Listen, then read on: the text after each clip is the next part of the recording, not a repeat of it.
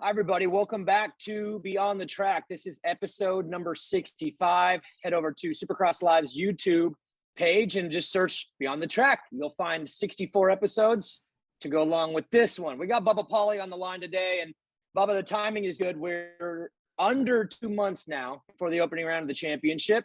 And it's time to start revving up and getting everybody fired up for 2022. I know you guys are hard at work. I've been on your Instagram page the last day or two. Got some questions about that nice track you have with the nice, I don't know if it's a picket fence or whatever, but it's a nice little landscape you got going on out there. But first off, welcome to the show. Second off, dude, how's off-season treating you? Thanks, man. It's been a great off season. A lot more low key than I guess you would say in the years past. Obviously with the COVID stuff, the last couple of years has been different. Normally, as you know, guys that go over and race some overseas races. I've spent a couple of years over there throughout the summer and stuff in Europe racing. And so this last 2 seasons, we didn't get to do that. So it's been a little bit different pace here. We didn't race outdoors this summer, so just did a lot of local events, and it's been good. So training other riders, working with USMCA guys, and it's been good. So now, like you said, we're shifting gears into Supercross, and it's been fun. Made some bike changes and stuff, preparing with the team, and get excited for the season for sure. I want to get into the team. I want to get into some of the training things that you're doing, but I do want to start with that track. I'm just see my dog right there. He wants to say hi. Dude, I'm weird, man. I've been this way since I was little. When I see a new Supercross track, I nerd out. I watched the video like 5 times. Logan Carnow, I think, had a video with a GoPro. I'm just weird, dude. Supercross gets me going, and I see this brand new track. It's all looking fresh. Take me through it. I mean, is it a normal spot? Like, where is it? I'm just nerded out over here. Yeah, so this is my backyard there in Edwardsville, Illinois.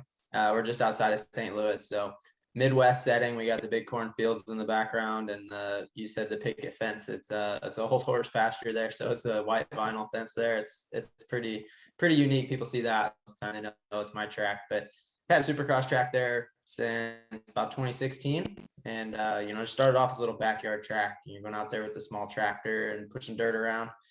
And it's evolved into a full Supercross track. Every year, go out and change it up, new layout every year, fresh jumps, fresh rhythms, whoops, everything. So I put a lot of time into giving myself and my teammates and some of my close friends good spot to ride. We got really good dirt here in St. Louis, so which anybody that knows anything about the series in general knows that most riders love the dirt that we race at in the dome in St. Louis. So similar dirt to that there at my house. So it's awesome not to be able to, wake up in the morning, not worry about driving to the track. You just work your butt off in the evening, getting it ready for the next day, and it's ready to go. It's crazy how that works, huh? You start with a small track, you maybe borrow a tractor, you push some stuff up, and then over time you add to it. And then the next thing you know is you've got it all there. And now it's just about redesigning and maybe adding things that, I don't know for you. I used to always add sections that I was bad at. I was really bad at on-offs at one point. Dude, I had 3 or 4 of them on one track. It was like I went from being the worst to I could hop off any tabletop. Yeah. So how did you do that at all with your track design? Is it like, was there some specific stuff like, man, I've been exposed on this, I'm going to go build some of this? Yeah, so exactly like you said, you're bad at something, let's go build it. And where I live, luckily, like I said, the dirt's amazing, so it's easy to work with and change stuff around. So the first year racing Supercross, I thought I was good in the whoops, and then you go to a race, obviously it's a different scenario. So I'm like, hey, we need to build a lot of whoops. And shortly after that, I'm like, the Dragons packs are like a nightmare. So, I started off with a mellow Dragons pack. And before this was done, I think I had 3 Dragons packs that year on my track at home in one lap. Now it's, you don't even think about it. You're just so comfortable on those obstacles. So definitely it's always changing. One year you notice, hey, this type of rhythm option is more difficult. One year, over the last few years, as jumping a quad in a rhythm section is, you got to do it. And, when I started in 2014, it wasn't as common. So now I'm like, hey, we got to be busting these quads out every day, and just any combination, you got to be ready for it at any point in time. So now I'm confident. Dude, I hate that, man. When I watch, like, I'm going to get into Adam Cincerello. I'm a little bent at him about something, and it starts with the quads.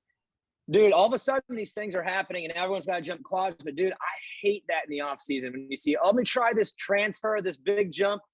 And I'm like, dude, you're never going to do that in a race. You might do it on a hot lap. Why are you putting yourself at risk? So are you in the AC program? Are you building quads all over the place and trying big jumps? Because dude, I can't stand that. Like, what are you guys doing? Yeah, it's funny. Yesterday, myself, my teammate Juan Cross, and Logan Carno were out riding, and before we went out for the last moto, I was jumping the back of this berm into a rhythm section, and then a table over single over another table. So that was like a 5. I didn't pull the trigger on that. Why are you? Yeah, why? What is the purpose, dude? Man, get that confidence up. Those other guys, Logan's sitting there, he's like, dude, you're crazy. I'm like, okay, if I'm crazy, then I got an edge on you. So looking for edges. I get it. Yeah. But I still don't like it because they're so risky. They're not worth it. The other one for me, and I'm hoping you're better than AC at this, but every video he posts of himself, the finish line jump or the triple has some low line off the side. And I know he's trying to cut lap times. And I'm like, dude, there's going to be tough blocks. Like, you can't do that at a real race. Why don't you? And he's like, worry about your own program, bro. And I'm like, dude, you're trying to win Supercrosses and you got cheater lines all over your own track. Please tell me you don't got that going on too. No, we're not doing any of that. I'm actually, since it's my track, I work on it. I'll go out there with the skid loader or, even stack tires, piles of dirt, whatever, and make it to where you can't do that. Some guys get a little sketched out if there's a stack of, old practice tires laying on the landing because they're landing on the side of it. Hey, don't come right at my track then. Yeah, if you're afraid of a real track, then you're afraid of a real track. I just want to make sure, okay, you say you're doing quads, I'm disappointed in that, but as long as you don't have cheater lines off the face of your finish line jump, then I guess we're good. But, hey, quick question again for off-season stuff. This is how I always was. You go in the off-season and you want to do your motos, you want to get in shape, but there's always like a thing or two about the way you ride that you feel needs to be better. Are you at that point right now in your off season where you're zeroing in on some things that maybe need to be better, or are you past that walking in motos? I mean, what's the off season program look like right now, early November? Yeah, so it's a little different than the years past. I started working with the new riding coach. You might remember the name Denny Dooley from the Arena Cross days. Yeah. So he lives about a couple hours from me, but we've been working together a couple of days a week for the last about 2 months now. So I've always looked up to that guy. We got a lot in common, actually share the same birthday and everything. So I think it's good energy there. And so, when we started working together, he was just kind of observing what I was doing, and my outlook on it over the last handful of years has been like, hey, people telling me I need to do this different, that different, this different, that different, ride the bike like this, ride the bike like that, set the bike up like this. And Denny was just like, dude, you've gotten to this point doing what you do. Stop trying to force something that obviously isn't natural if you've been working at it for, a few years of trying to change these things. So I kind of just let go of all that stuff. And, I'm riding the bike the way that I feel like, I should ride the bike. But more importantly, the confidence is coming around knowing that, hey, it's not wrong. I'm doing the right thing for what's right for me. Right. And that's been big, just, being a little bit more loose and less forceful on the bike. And obviously getting in shape, like you said, getting the motos in. And a couple weeks ago, he said, hey, we're going to go out and do a long moto. Don't look at your watch, because I was big at looking at my watch, seeing how much time's left. And that can just be a, thorn in the side. But I was like, man, okay, this has got to be, we're doing a main event. Obviously, he didn't tell me. We get done. It's 35 minutes on the Supercross track. And, it's just consistent lap times. I wasn't pushing like crazy, but I'd never done that before. And I don't think a lot of guys really go beyond 30 minutes on a Supercross track. So, that elevated, I was smoked after that, but elevating the confidence and just doing things different, but then also doing the same type of things that I've been doing, but just being more confident in it. So I'm excited with what we've been doing for sure. I think it's going to be a big game changer for me this year. Been, just believing in yourself and getting that real confidence out there is the biggest thing. So I kind of know the answer to this question, but I want to hear it from you. You're a coach, which means you have a responsibility to dissect the way riders ride, make improvements, but then you go and hire a coach for yourself. So for some of the people who are watching this, maybe some of the younger riders or dads of younger kids, can you kind of explain why you as a coach would need to go out and find your own coach, even though you have all the information, you understand how to ride a motorcycle, the fundamentals all involved, but you still seek an outside look. So kind of just take me through the process of that decision, just so people understand why a coach is still looking for a coach for himself. Yeah, for sure. And everybody's different, but I believe, everybody needs a coach, and, some of the best coaches in the world have coaches as well. So a lot of people don't understand that, but I look at it as, if you compare this to any other professional sport, you don't have, your top NFL players, MLB players, whatever, going out there and just playing the game, doing the game. No, there's a coach overseeing everybody, coordinating everything and putting it all together. But for myself, I tend to overthink stuff, kind of overplan, overanalyze stuff. So working with Denny, I trust him. I just said, hey, he asked me first. He goes, what do you expect out of me? I said, I want you to take all the thinking out of this for me.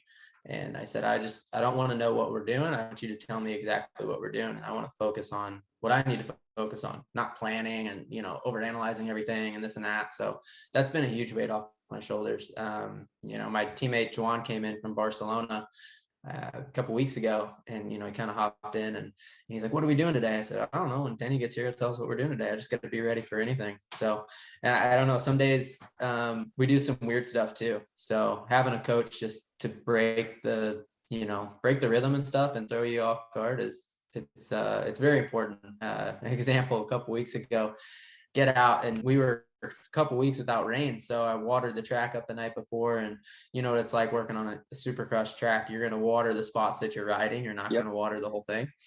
And, Danny gets out there. He says, okay, we're going to do this different today. And I'm like, all right, go out on there. And he's got like this different layout configured, like crisscrossing, running stuff backwards, this and that. And I don't think we touched one spot that I watered the night before. So I think part of that was kind of throw me off, like not get aggravated that I worked my butt off to get the track in shape, and then and then just focus on the riding. But of course we were riding the worst conditions that were there, but it definitely threw me off. And I believe you can have somebody that throws you off on your practice days, your race days. It's going to be a lot harder for stuff to get under your skin. So just stuff like that's been huge. That's a great point. I remember Jeremy Martin saying this numerous times, different times too, is he's always challenging himself and making things difficult. Like I think he says he tries to be uncomfortable as a way to overcome that discomfort. And you got to think about, Bubba, a Supercross throughout the day, practice, qualifying, heat. How often are you uncomfortable? It's all the time. There's variables coming at you that make situations not ideal. And I think if you could learn to be an adaptable person who deals with crappy situations, you're probably going to be better on race day, because, dude, you're always dealing with crap, especially you, dude. You're in that last practice sometimes. That is not a good track. It's not comfortable. And if you could just learn to be like, I'm good when things are bad and uncomfortable, I have to imagine that would be a lot better. So kudos to your coach, but I have to imagine you're pissed. Like, dude, I wasted a lot of time. Can we coordinate some of these things first before you go and waste my time? But at the same time, I get his point. I think it's valuable to be more adaptable. Yeah, definitely. So off-season again, 2 months to go. The team is getting together. Sounds like the boys are hanging out. Take me through the team, what it's going to look like next year. What kind of changes are in there? What kind of goals? Just kind of run me through what's 2022 look like for the team? Yeah, so the team's for the most part run and managed by myself and a good longtime friend, Ryan Kuntz. He's out of Southern Indiana. He used to race some Supercross back in his time. So, as we were building the program throughout the summer, making some changes for 2022, we had myself, Joan Cross, and Logan Carno on the roster last year. Logan came to us not late, but not early in the time. He had another offer that was, a great offer. So, we respected that, told him to, take that. We had some other riders reaching out to us throughout the off season. We ended up securing a deal with Josh Cartwright to ride 250 East Coast with us. So it'll be myself and Juan on the 450 all season, and Josh will ride 250 East, and he'll hop in a couple 450 races here and there. So it's a little bit of change up with that, but we're still on, the same motorcycles, the Kawasaki 450s and then the 250 for Josh. Great platform, working with MXX suspension this year, which is top notch. I can't complain about anything with those guys. So that's a big change for us this year as well. And then, just like building a team, getting the sponsors together, getting everything rounded up is a lot of work. Anybody that's done that can definitely agree with that. So this year it's the madparts.com circuit equipment Kawasaki team. And we got some other good supporters, people that have been pulling for us all, throughout our history and stuff that are still sticking with us. And that's great. So yeah, we're excited. Like you said, we got 2 months before the season starts. Josh is in Texas. Juan is here with us for another 2 weeks, and he's going to return home to Barcelona for the holidays. And then he'll come back around New Year's just before the season starts again. So getting some of the testing and training and stuff out of the way with him. And we're going to be heading down to Texas once the weather gets bad here in the Midwest, do some training with Josh there. He's got a bike currently from us. So he's been training on that, getting back in his groove on the Supercross. And it's a lot of pieces to, kind of round everything up, get it all moving, logistics, people. For us, we got a couple people on the other side of the world. We got a mechanic coming from Spain also. So it's, a lot more, variables than, just a domestic team would have. So, but it's fun. We've been doing it for a few years. So it's, you get used to it. Dan Hubbard last year on Race Day Live with me, I know he reached out to you guys pretty early in the year, wanted to learn more about the team, and he was in major R&D mode early last year, just learning everybody that he did know from before. He loved you guys. He loved the program. I do too, due to the fact that not only are you racing, but you're managing too, which I've done that at different times in my career. Can you explain how difficult that really is and how pulled apart you are? Because you have responsibilities to yourself as a racer, but you have responsibilities to this team and other riders that are counting on you, yet you're battling those riders too. You have little side bets and just kind of explain to everybody the difficulties and the schedule and how you pull it off and be a racer, a Supercross racer, while also managing other human beings and their programs and their bikes. I mean, I know how difficult it is, but I'd like to give you the chance to explain it. Yeah, it's every year is different too. When we started this, it was relatively easy, and then we started getting a little bit deeper in it, and I got distracted for sure. 2021 was actually a very distracting year for me for numerous reasons. But looking back on it, we kind of figured out what some of the weak points were. And most riders and teams and everybody would say, 3 races in one venue is great. Logistically, it was great. Financially, it was great. As a racer and owner manager, it was very difficult. We had such short turnaround times. There was no time to regroup. If one rider needed something on, from the race on Saturday before we raced again on Tuesday, there was no ship time. I mean, you can't ship stuff out on Sunday and get it. Okay, it comes in on Tuesday if something needs to be returned, and that's race day. So stuff like that was super difficult. I'm glad to go back to the traditional just Saturday night races. Yeah, the expenses go way up with travel, everything, but it's what we normally budget for. So last year we saved a lot with the minimal travel, but the effort was way more. So I'm excited to go back to that. But managing other people, it's more or less about who you have around you and who's who you're working with. For myself, looking at riders, yeah, we had some other riders we could have picked up, but I didn't want to change a lot of stuff. I want to say, hey, we work well together. Let's just do what we do and do it better. That's more valuable than trying to bring somebody else in halfway through the year. They get used to the program, so it's like you spend half that time getting somebody warmed up. So, that is a big piece too. A lot of people say, oh, hey, call this guy, do this, do that. I'm like, first off, I don't know him. And if I do, maybe they have a little bit, a clash of personality or something. So, it's like, yeah, I don't want that guy. I don't care how good he is on the track. If, we don't mesh well together, then what's the point? It's going to hurt myself. So going into this year, big thing for myself is just to focus back on myself and push some of that stuff away, giving some of the mechanics more responsibility. Our lead mechanic this year is Jake Price, and he's kind of be crew chief as well. So, giving him more responsibility, trusting him with more stuff. He was with us last year full time. So that's super, super important as well. Same thing with Ryan Kuntz. It was, just giving him more specific roles and trusting him and not micromanaging, if you will. The longer you work with somebody, the more you trust them. So, it's you live and learn, and I'm excited for this year, just taking more stuff off my plate and be able to focus on why I do this stuff in the first place.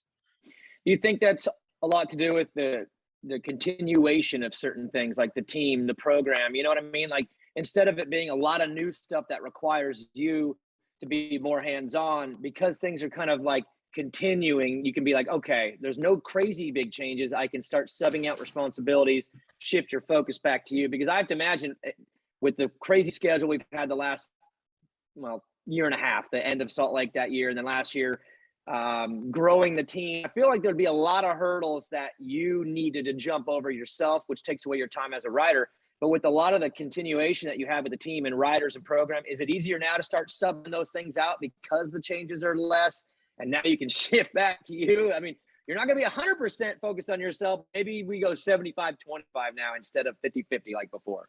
Yeah, for sure. And every year we've grown a lot every season since we started. And, but it's manageable changes and growth. I'm not looking for, trying to snag, say a top tier rider and, get a big fancy new semi truck and all this stuff. Like, we don't need that, but what we've been growing, people on the inside internally know that, hey, these are big changes. We're actually operating as a true business, true program, not just flashing a bunch of, cool stuff at the races. We do it a lot more modest style. And that's important for myself. Like you said, we can, you can manage it. And every year you live and learn. And big thing, like I said, is just working with the same people, knowing who you can trust. You get new people in and out all the time. It's just a mess. So, that's a big piece of it for sure. When you look at your team, I mean, normally at the end of these interviews, I like to ask like 3 years, 5 years out, 10 years, like, what are you thinking? But I'll let it hit right now. What is your thoughts team wise, 3, 5, 10? I mean, is the ultimate goal to someday get to that point, full semi, chasing top fives? I mean, is that the goal long term and we're just going to chip away and get there? Or are we year by year just playing it out how it comes at you? Yeah. So when I started this, it was obviously to give myself the best platform that I could, the most resources. So, as it's kind of evolved, I'm sitting here looking at it and saying, well, when I do get to that point, what is it? I try not to get too far ahead of myself. I'll be honest, I'm 28, so I'm closer to the end than I am the beginning, but I don't see like an end in sight. Every year, if I can chip away, get a little bit better, positions, finishes, be a little bit better, make a little bit more money at the end of each year, like, that's growth and that's important. I look at all those things together. So, I would like to, continue this, obviously not just like hanging up, with the team and stuff, but I want to be able to more or less change the image of a small team and a privateer. And what we do, it's, everybody's hands-on, riders have a say in everything that we're doing. It's truly a privateer program, but trying to really bring that professional image to it. And that's, to me, is super important. I think if the sport in general can change from the term privateer to, not somebody that's, struggling to get around, but really professional privateers, that I think that would be huge for everybody involved. And that's something that I'm trying to push. And if I can have an impact with my team and say, when I'm done racing, continue to push that, maybe spread it out, almost, like franchise it, if you will, I guess, to, say, hey, here's this platform, here's this program, you guys follow along and everybody can work well together. That's ultimately what I want. I want to make a difference in sport and, say, look back when I'm, 50 years old and say, hey, I had a part to do with that. So that's kind of where I'm at with it right now. I like that. I never really thought of it that way. Sorry, my dog and cat, they have the best battles. I mean, we might see one live here in a second. It's I have a puppy, and the cat does not like the puppy, but we'll see. We might get a live show, guys. Anyways, I never thought about it that way, though. The privateers, you got Ken Rocks and the factory Honda team that has like 2 semis, I mean, it's just like, wow. And then you have the privateer side of the pits that is very, I mean, they need either fight or go, right? Come on, bud. You know what I mean? Then there's a privateer side of the pits that at certain times looks a little like, wow, these guys are in the same parking lot. It seems a little odd to me. So is that kind of what you're saying with your team, is showing, hey, we can have a smaller funded team that might not have the crazy budget of factory Honda, but we can present to look more like that and make this whole pit area seem a little bit more professional? Is that kind of what you're hinting at there, at least with the visual side of things? Yeah, for sure. Appearing to the public, we get tons of compliments, from our shirts to the tents to the vans to the trailers, the bikes, everything's coordinated to match. It's got that real factory look. We're not rolling up in a semi, but we got the big van and the trailer that's all, everything's graphicked out, representing our sponsors well. And we get all our stuff set up, everything that comes out of there. We got a 60-foot long pit setup, which is semi trucks 53 foot. So we got equally as much floor space at the races on a lot smaller budget. And like I said, corners, so that's just a huge thing. And I have a lot of sponsors inside and outside the industry that they take pride in supporting somebody that can represent that on that level. But like you said, we don't need these $1 million budgets to represent the way we do. So I think if that can be transformed over time, we got we're racing motorcycles, we're not racing cars. Like how many motorcycles are in the average semi truck at the race? Like I know the factory trucks, they can build 7 more out of their parts box, but we travel with 6 motorcycles everywhere around the season.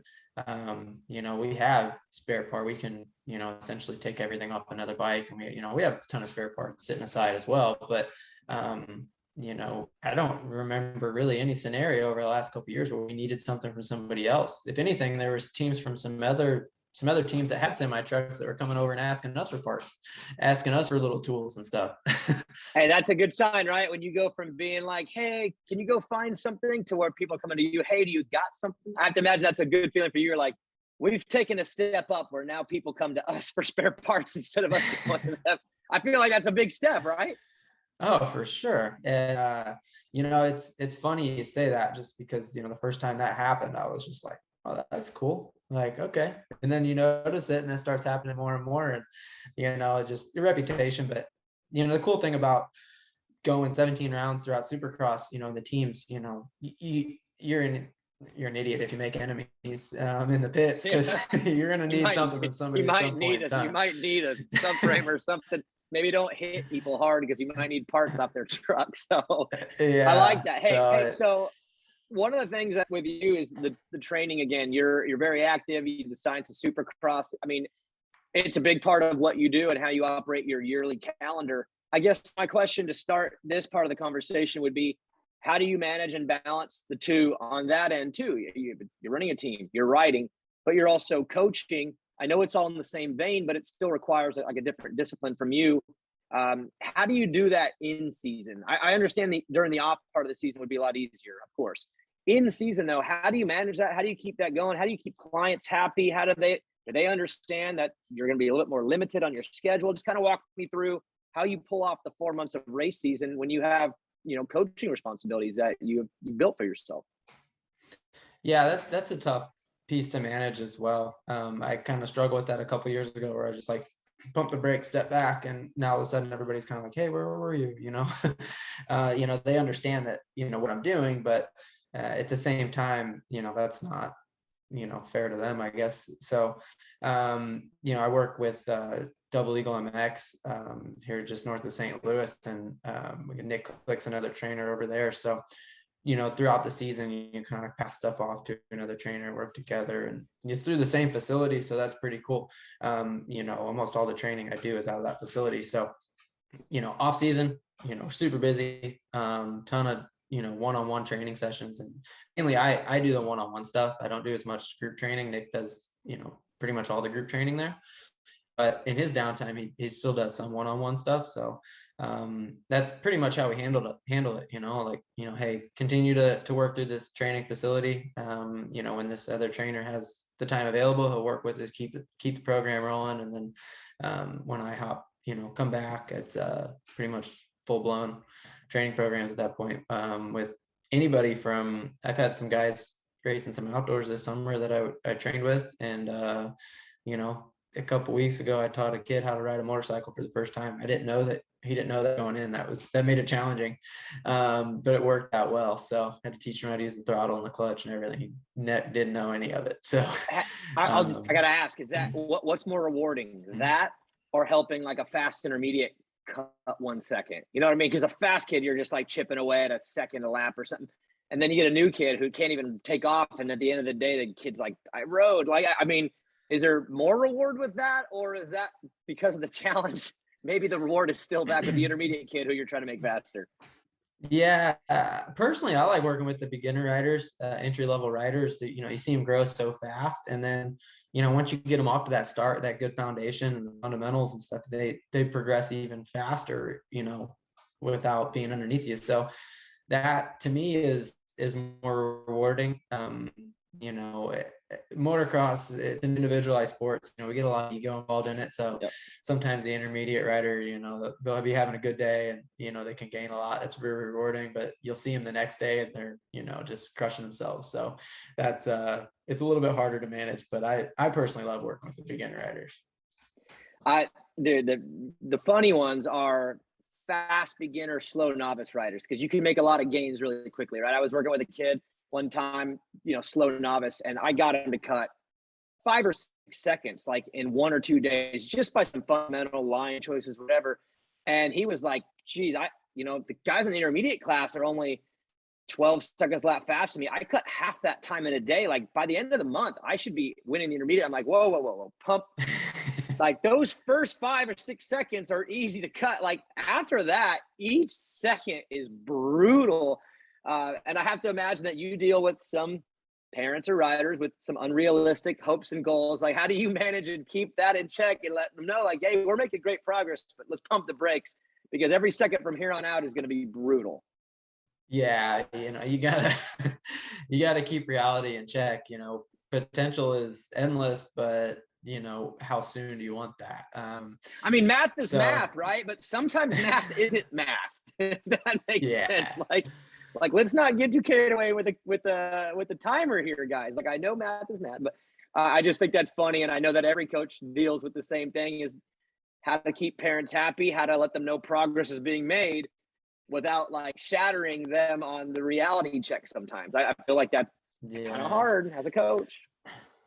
Yeah, out at Double Eagle, we changed the track out there constantly, a couple times a week. So stuff's run different, layout shorter, longer, this and that. And I'll see it quite often, just for like an open practice type of session, and be people talking about comparing lap times from the last time they were there. I'm like, whoa, the track's like half a mile shorter today, or way longer.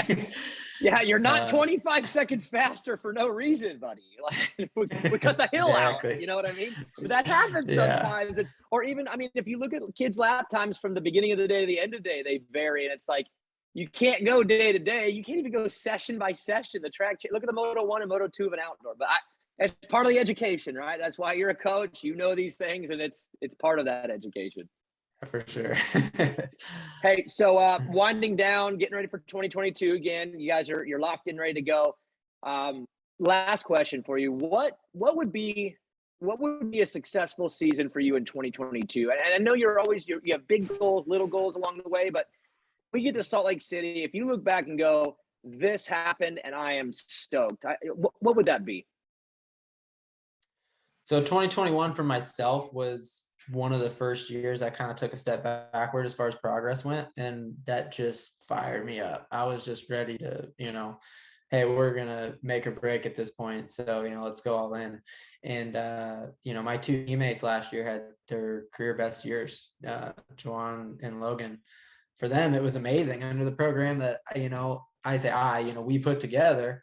And, I was the one that didn't have my career best with those other two. So I was just like, so for myself, definitely a career best year is what I'm after. At the end of the year, I sit back and say, hey, I accomplished, a couple more main events than I ever have, average time finish from the leader to myself, cut that gap down.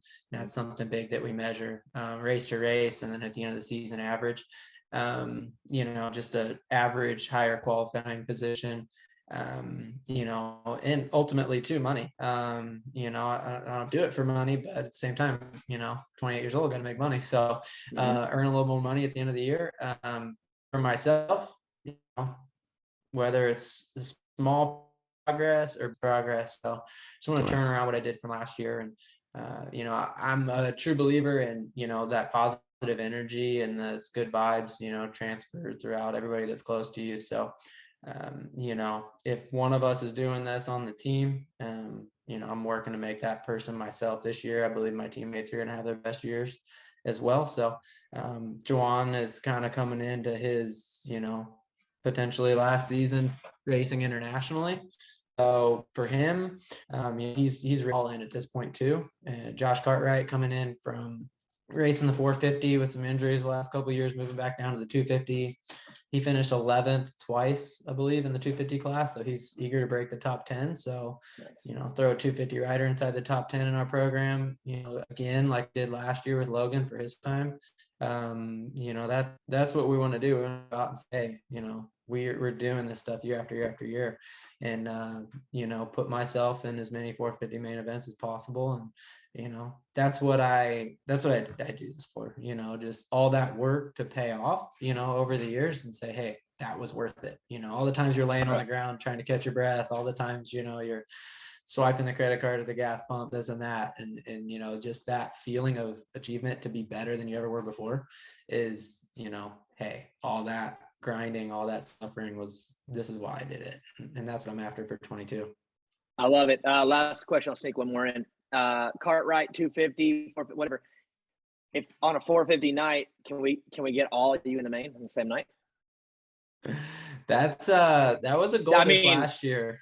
I know. That's why I ask it. But I'm just, bro, like, there'll be a party at the Waffle House if that happens. Am I right? Yeah, I actually, you know, we set that for a goal this last year. You know, Juwan and Logan both made the main event the same night, and I was out by one spot. So, you know, we almost had 3 riders in the main event, but, you know, as that's kind of the team owner side of it, you know, going and saying, hey, you know, at the end of the night, there's 44 riders between the 2 main events, you know, we're 3 of them in the program that we're doing. That's pretty special. I actually, you know, when we first talked about it and expressing that, I get pretty emotional. I'm like, man, I don't even know what I would do, you know, but I know what I would want. I would want to do that again. So just like the first main event you make, you know, it's like, well, yeah, it's great right now. Okay, we're pumped, but tomorrow, okay, we got to do it again for it to count. A new bar gets set, and then it's back to chase. It's all we do in this sport is we just chase more. There's no satisfaction for more than 10 minutes, and then we're on to the next thing. So, hey, man, thanks for coming on Beyond the Track with me. Again, this off season is we're getting right into the fun part of it. You know, right when you can see on the calendar that Anaheim's coming, it just changes kind of the mood for everybody. So good to have you on. Good luck over the next 2 months. Good luck down in Texas, and we'll see you Anaheim 1. Thank you. Have a good one, man. Look forward to seeing you out there. You too.